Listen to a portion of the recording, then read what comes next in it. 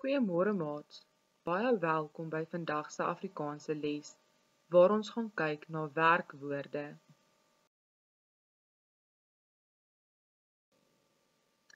Wat is 'n werkwoord? 'n Werkwoord is die woord wat die aksie van 'n sin uitbeeld.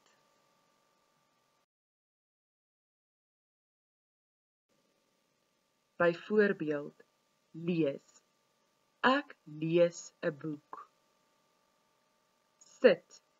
Die man sit by die lesenaar. Hardloop. Die hond hardloop vinnig agter die bal aan.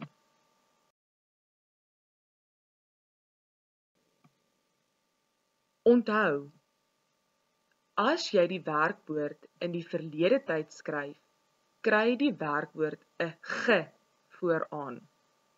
Speel, gespeel.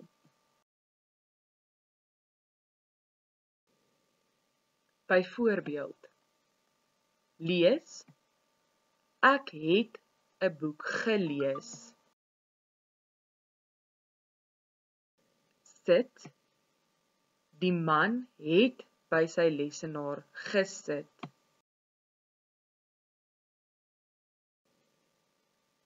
Hardloop. Die hond het vinnig agter die bal aan gehardloop.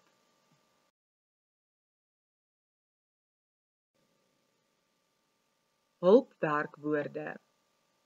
Wat is 'n hulpwerkwoord?